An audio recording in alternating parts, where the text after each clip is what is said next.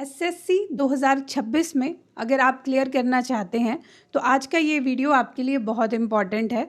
Specially ये उन लोगों के लिए बहुत इम्पॉर्टेंट वीडियो रहेगा जो एसएससी सीजीएल की तैयारी फर्स्ट टाइम कर रहे हैं और चाहते हैं कि नेक्स्ट ईयर उनका एसएससी सीजीएल का एग्ज़ाम क्लियर हो जाए। मींस वो बिगिनर हैं।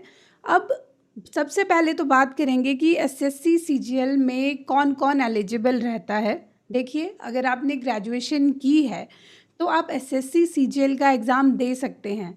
इट मीन्स अगर इस साल आपकी ग्रेजुएशन पूरी हो चुकी है तो नेक्स्ट ईयर आप सीजीएल दे सकते हैं। पर एक इम्पॉर्टेंट चीज़ है कि जो एसएससी सीजीएल का एग्ज़ाम रहता है वो काफ़ी अच्छे लेवल का एग्ज़ाम होता है। ठीक है, इसका जो सिलेबस होता है उसमें आपको मेन 4 टॉपिक मिलते हैं। ठीक है, 4 सब्जेक्ट आपके रहते हैं। वो फर्स्ट होता है रीजनिंग, ठीक है, नेक्स्ट है आपके पास मैथ्स, नेक्स्ट रहता है इंग्लिश और उसके बाद होता है जीके जीएस। ये 4 मेन सब्जेक्ट्स हैं जो आपको प्रिपेयर करने होते हैं। अब बात ये आती है कि इन्हें प्रिपेयर करने के लिए कितना वक्त आपको लगेगा। तो अगर आप बिगिनर हैं, ठीक है, आपने पहले ये सब्जेक्ट्स इतने अच्छे से प्रिपेयर नहीं किए हैं तो लगभग 1 साल आपको इसकी प्रिपरेशन के लिए लग जाता है। एसएससी सीजीएल का एग्ज़ाम एक ऐसा एग्ज़ाम नहीं है जो 2-3 महीने में प्रिपेयर हो जाए। ठीक है, तो आपको अपनी तैयारी अभी से शुरू करनी है अगर आप 2026 का सीजीएल देना चाहते हो। अब क्वेश्चन ये आता है कि सिलेबस क्या रहेगा। ठीक है, तो अगर हम देखें सिलेबस, मैंने यहाँ पर ये सारा सिलेबस जो जो इम्पॉर्टेंट है उसके टॉपिक्स मेंशन किए हैं। मैं एक एक करके आपको बताऊंगी, आप नोट कर सकते हैं। फर्स्ट अगर हम देखें तो हम रीजनिंग से शुरू करते हैं। ठीक है, रीजनिंग में फर्स्ट टॉपिक आपका जो रहेगा वो है क्लासिफिकेशन, उसके बाद है एनालॉगी, ठीक है, उसके बाद है कोडिंग डिकोडिंग, नेक्स्ट है पेपर फोल्डिंग मेथड जो अब इतना देखने को नहीं मिल रहा है बट फिर भी ये टॉपिक आपको पढ़ना है। नेक्स्ट है साइकोलिज्म, ठीक है, नेक्स्ट है वर्ड फॉर्मेशन, नेक्स्ट है वेन डायग्राम, नेक्स्ट है डायरेक्शन एंड डिस्टेंस। ठीक है, उसके बाद जो इम्पॉर्टेंट है वो है ब्लड रिलेशन, उसके बाद है वर्बल रीजनिंग। ठीक है, नेक्स्ट जो इम्पॉर्टेंट टॉपिक रहेगा वो है non verbal reasoning and sitting arrangement. ठीक है, मैथमेटिकल ऑपरेशन, ये भी बहुत इंपॉर्टेंट है। और अगर मैं 2025 के एग्ज़ाम के हिसाब से बताऊं तो coding decoding, letter series, mathematical operation, ये 3 ऐसे टॉपिक हैं जिससे मैक्सिमम क्वेश्चंस बने हैं। ठीक है, तो आपने इससे स्पेशली प्रिपेयर करना है।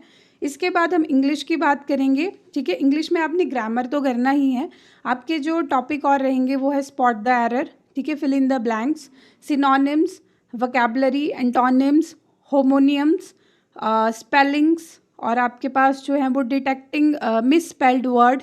ठीक है, नेक्स्ट है ईडियम एंड फ्रेजेस, नेक्स्ट है वन वर्ड सब्स्टिट्यूशन। इसके बाद इम्प्रूवमेंट ऑफ सेंटेंसेस, ये बहुत इंपॉर्टेंट है। ठीक है, active and passive voice of verbs. Next है conversion into direct and indirect narrations, ये बहुत इंपॉर्टेंट है। एक और इम्पॉर्टेंट टॉपिक है शफलिंग ऑफ सेंटेंसेस। ठीक है, ये बहुत आता है, ये आपको प्रिपेयर करना है। इसके बाद है क्लोज टेस्ट। ठीक है, नेक्स्ट है आपके पास कंप्रीहेंशन पैसेज, ये बहुत इंपॉर्टेंट रहेगा। अब ये था इंग्लिश और आपके पास रीजनिंग का सिलेबस। अब हम मैथ्स के टॉपिक पे आएंगे। ठीक है, एप्टीट्यूड। मैथ्स में क्या रहता है आपका, अर्थमेटिक एक रहता है लेवल, साथ में आपको एडवांस मैथ भी पढ़ना है। ठीक है, यहाँ पे टियर 1 और टियर 2 दोनों टियर्स की बात हो रही है। फर्स्ट जो आपके पास चैप्टर रहेगा वो है सिंप्लीफिकेशन। ठीक है, उसके बाद है simple interest, compound interest, next है एवरेजेस, परसेंटेज उसके बाद आपको पढ़ना है, नेक्स्ट है रेशियो एंड प्रपोर्शन। ठीक है, उसके बाद problem on edges, speed, distance and time. ठीक है, नंबर सिस्टम बहुत इंपॉर्टेंट है, इवन ये मेंस के लिए भी बहुत इंपॉर्टेंट है। ठीक है, मतलब टियर 2 के लिए। मेंसुरेशन आपको पढ़ना है 2D 3D में।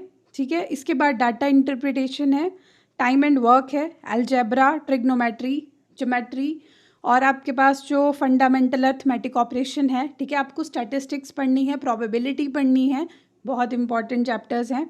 ठीक है, मिक्सचर एंड एलिगेशन बहुत इंपॉर्टेंट है, प्रॉफिट एंड लॉस इंपॉर्टेंट है, boat and stream and trains के क्वेश्चन भी आप सेफ जोन के लिए कवर कर सकते हैं क्योंकि आपके पास अभी टाइम है। ठीक है, इसके बाद क्वाड्रेटिक इक्वेशन है, सर्ड्स एंड इंडिसेस है, परमुटेशन एंड कॉम्बिनेशन है। ठीक है, एलसीएम एचसीएफ हो गया, मैक्सिमा मिनिमा, इस तरह के जो क्वेश्चन हैं ये बहुत ज़्यादा इम्पॉर्टेंट सारे टॉपिक हैं, ये आपको 1 बाय 1 कवर करने हैं, ठीक है। इसके बाद जीके जीएस रहता है। देखो जीके जीएस में जो सिंपल सा है, जीके और जीएस में बहुत सारी चीज़ें आती हैं, ठीक है। इसमें आपकी हिस्ट्री से रिलेटेड क्वेश्चन भी आएंगे, इसमें इंडिया जीके वर्ल्ड जीके दोनों आ जाता है, ठीक है। साथ में इसमें करंट अफेयर्स आते हैं, मतलब करंटली जो भी इवेंट हो रहे हैं, जो भी अवार्ड्स दिए जा रहे हैं, या आपके पास जो भी लेटेस्ट न्यूज़ है वो सब कवर होती है, ठीक है। इसके बाद आपके पास जैसे आर्ट एंड कल्चर के क्वेश्चंस हैं, ज्योग्राफी है, इकोनॉमिक्स है, पॉलिटी है, ये आपको पढ़ना है। और सबसे important science GK, sports GK, ये बहुत आता है, ठीक है। इसके क्वेश्चंस बहुत ज़्यादा आते हैं। इवन स्पोर्ट्स जीके के क्वेश्चन जो हैं वो एसएससी के एग्ज़ाम में अगर आप पिछले PYQs देखें तो 2-2, 3-3 क्वेश्चन एक शिफ्ट में आए हैं, ठीक है। तो स्पोर्ट्स जीके आपको जो है वो फॉलो करना है। इवन करंटली अगर जो भी अपडेट्स हैं वो आपको स्पेशली फॉलो करनी है। इसके बाद जैसे बुक्स एंड ऑथर है, ठीक है, इम्पॉर्टेंट स्कीम्स हैं, इम्पॉर्टेंट डेज़ हैं एंड डेट्स हैं। ये मोस्ट इम्पॉर्टेंट टॉपिक्स थे इन 4 सब्जेक्ट्स के। और एक चीज़ मैं और बता दूं, जब नोटिफिकेशन आउट होगी, ठीक है, तो उसके साथ आपको एक इंडिकेटिव सिलेबस भी मिलता है, वो आपको एसएससी के थ्रू मिलता है और आपको वो वेबसाइट पे ही मिल जाएगा। आप जब इंडिकेटिव सिलेबस देखेंगे उसमें इवन और डिटेल में ये टॉपिक्स मेंशन होते हैं। आप अगर उन्हें कवर करेंगे तो आपके लिए बहुत अच्छा रहेगा। स्पेशली जैसे अगर आप मान लें 2025 में जो टॉपिक्स आपको गिवन थे, स्पेशली आप पहले वही कवर कर लीजिए। अगर आप वो कर लेंगे तो आपके लिए बेस्ट है, ठीक है। तो आप अपनी तैयारी अभी से शुरू कर लीजिए। अगर आप सोचेंगे कि मैं जैन फैब में जाके तैयारी शुरू करूँगी तो बहुत मुश्किल होगा।